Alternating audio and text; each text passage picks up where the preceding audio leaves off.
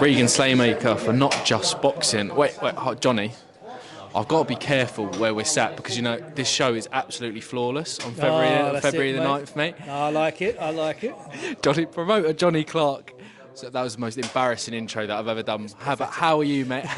How are you, mate? No, I'm good. Thank you for coming down, mate. Always a pleasure to have you. One of my favourite. I will say that on camera as well. Thank you very much. And it's great to... our first interview on Not Just Boxing as well. I mean, Sold himself out and now he's on here, but glad, listen, two very good lads, two very good companies, and I'm glad you're together, that you found each other. You know what I mean? What a lovely couple they are. You know look at me and Ash, but we're making waves in the boxing game as well. Also partnering with the DAZN app. Like another show on DAZN, Johnny. I mean, you must be doing something right, mate. Faking it till I make it, mate. Simple as that. It's a pleasure to be on there. Like, you know, you get a buzz out of it. The logo should be behind me somewhere. And it's just, it adds a bit of spice. People want to come on. I'm finding less boxers are dropping out as well because of it. But listen, this year is about getting it over the line and hopefully having the full backing of DAZN as well. For sure as well. Before we get into February the 9th, I want to touch on your last show towards the end of the year. I mean, Crocker Papadopoulos 2, IBF European lightweight title fight. I mean, sadly I wasn't there on December the 7th, mate, but I mean, I heard it was an absolute cracker, and Ben Crocker picks up that top 15 ranking with the IBF.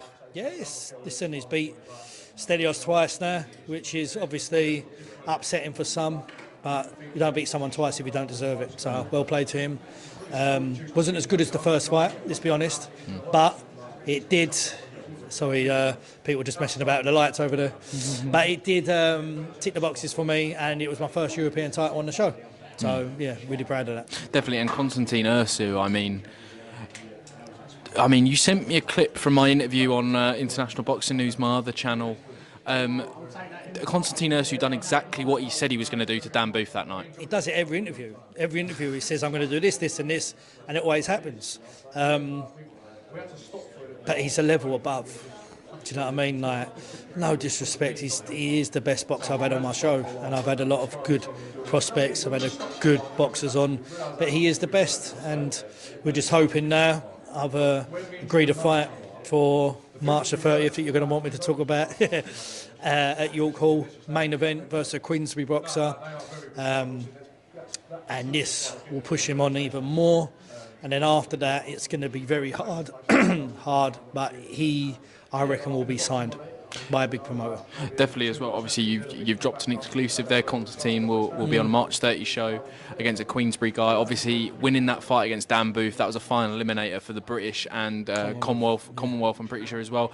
I mean, can we see titles for Konstantin Ursu next on that show? Yeah, the next fight is for a title. We've got the British and Commonwealth being fought for on a Matchroom show next week, and then one of them titles will be on my next show. Perfect. Well, we look forward to seeing that one, Johnny, and a massive show March 30th. I mean, before we get into February the 9th as well, you just mentioned Queensbury fight is going to be on that show. You've got Tom Welland on February the 9th, Wasserman Box. You've had George Liddard and Jimmy Saints Matchroom. Can we see that continuation of the relationship between cross-promotional continue on March 30th?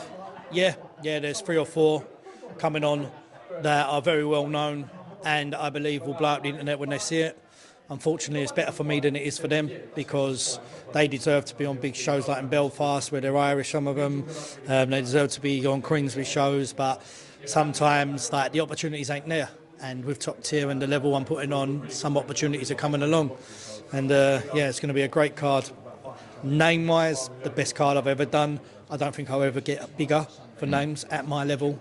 It's unbelievable. One of my favourite boxers is coming on. 2 of them, in fact.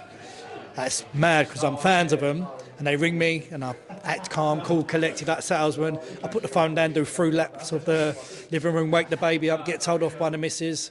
But listen, I can't wait to post the posters. I'm just waiting for the 100% confirmation, Lee Eaton, and then I can post it. You know what I mean? Shout out Lee Eaton, Let's Go Management every single time as well. Yes. But York Hall as well, Johnny, that is absolutely massive as well. Fun fact, I have fought at York Hall myself. You lost? All right, Johnny. No, you told me. I remember. No, I didn't mean it like. You mean it whatever way the audience want to take that, Johnny. But I mean, I hold that dear to my heart. But to promote a show at the home of British boxing, that's a big thing for top tier as well. To be honest, like, no, it's mad. Brentwood Centre is perfect. It's beautiful. It's I clean. couldn't agree it's more, yeah. modern. It's fresh. It's top tier. There's a car park. There's a place for the media. It's beautiful. But everyone always says to me, my mum and dad who don't really know about boxing, you're going to go to that York Hall, John?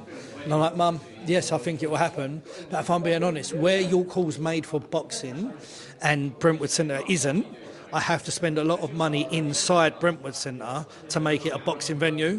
Whereas York Hall, I haven't got to go over the top, and I save myself a lot of money, which means two things. One, obviously less stress, and two, I can do more shows.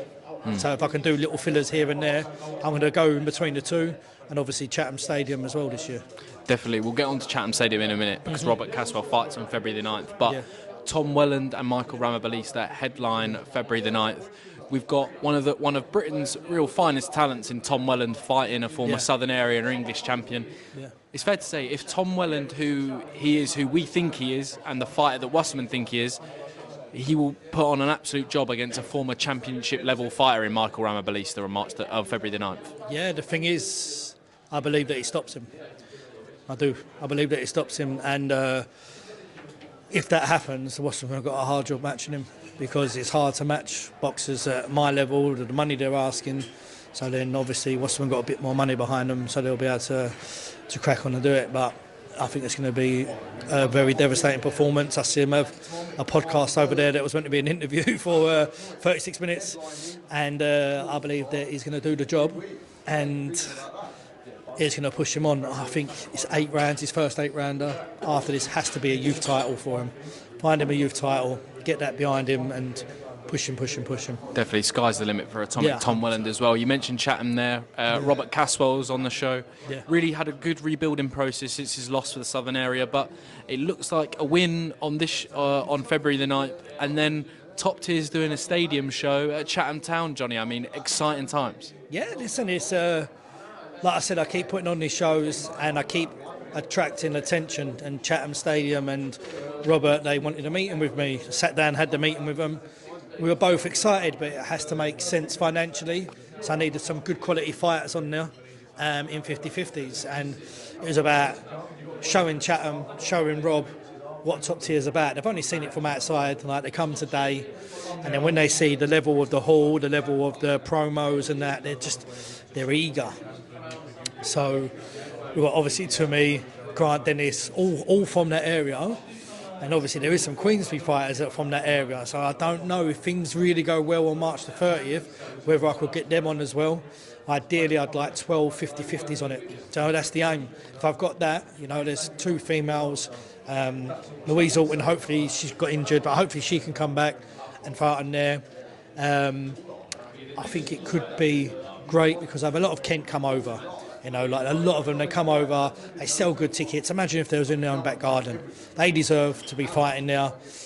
I want to give back and say thank you, and I also want to be the best promoter in Essex and one of the best promoters in Kent, and slowly start taking over.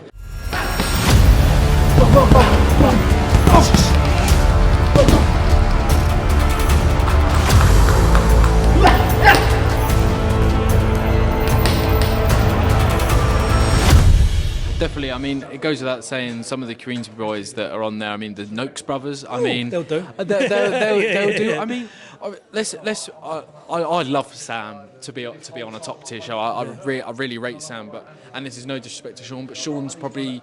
He's got that English title. We've seen those fights on Top Tier before. You've mentioned cost and everything. Yeah. I mean, Sean Noakes and the Noakes family, they're a very popular bunch as well. I mean, surely he fits perfectly on that Chatham Town show as well. Yeah, for me, having them on, there'd be main event. Sorry, Robert, but I would have shown Robert respect because it was his idea. So if something like did come on, he'd be co-main, obviously. But yeah, I'd love them on. Ursu's welter, Sean's welter. Maybe that's something that could happen for a Commonwealth or British, who knows. But Sam Noakes, mate, wow, imagine that. Yeah, it'd be crazy. Yeah, the European. Or Moses, the timer, that big fella. That big fella, he's doing all right at the moment. He's a little prospect, isn't he? You know what I mean? But he'll do. Shout out Ring Magazine prospect of the year, Moses at Town. Oh, yeah, that's him. Yeah, just Moses. Yeah. Johnny, I mean, and as well, what Robert said to me as well, the chairman and the owner of Chatham Town, they're kind of removing any barriers that sometimes would be in place for a stadium fight. They actively want boxing, and they want a lot of it at Chatham Town as well. Yeah, well, think about it, food and drink. If we've got 5,000 people in there, they're quids in. And the thing is with boxing is, like, I hire the halls, I don't get the food and drink. So it's like, you know, like, things have to make sense. And I met him, and he's just like me. You know, we ain't going to put on no posh voice. We're going to sit down, we're going to talk, put it on the table. I said, this is what I've got to pay for. Are you able to pay for this? You know what I mean? And if they can, I will do my bit, they do their bit. And then I've got all the stress and they've got all the easy part. But I'll be very fair on the profits with them, because that's the way I am in business. I'm too fair. People always tell me off, but I sleep well at night. Do you know what I mean? And I know I'm putting on the best shows, and this is why opportunities come my way, because how fair and generous I am. Definitely live on the Zone as well. It'll be absolutely massive as well, Johnny. I mean, every time we do these sit downs at a top tier media day or a show as well, we talk about the rise of top tier. We talk about the progression. It's just the finish. I mean, with what we're all talking about, the March 30 show, the show at Chatham Town, 2025 is going to be top tier's biggest year yet, and it's going to continue to excel, isn't it, surely? I hope so, mate. Obviously, I've been doing this for 10 shows, 2 years. It's my 3rd year as a promoter. I'm picking up some gems along the way. I'm on the Zone, I've been on Sky. Like, I believe I'm the best small hall promoter there is. I don't think there's anyone in my league for it. No disrespect, not being big-headed, but I believe I'll go all the way. But I'm going to be honest, I want to stay Sundays, I want to stay small hall, I want to be in my own lane. I don't want to keep spending all my money on boxing. I want a bit of backing, good sponsors, TV deal, and keep it small hall. Do you know what I mean? Keep it ticket deals. Do you know what I mean? Keep this level of fights on, not getting above myself.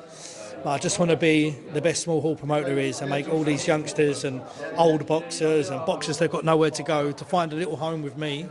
And let's keep boxing going. While you've got the Saudis and all the big shows on, you've got some quality fights that are going under the radar. I want to put them on that radar. I don't want them to be on YouTube. I want them to be on the Zone. You know, and I just need that backing now. So hopefully this year is the year that I solidify a deal and I come through. And, you know, I've won an award for Best Female Promoter. That was out of everyone, they gave me that, you know, out of all the big boys and me. And I was like, wow, it was good timing, because I felt a bit down after my last show, so I lost a lot of money. So now I just feel like this year was about being better in business in boxing, as in the losing money side of it, and solidifying that deal. Definitely will. Female Promoter of the Year, Johnny Clark. And I mean, I'm not only saying this because we're here, but he is one of the best promoters in the game, and not just in small hall. But Johnny, it's always a pleasure. Thank you very much, and see you on February the 9th. See you later, mate.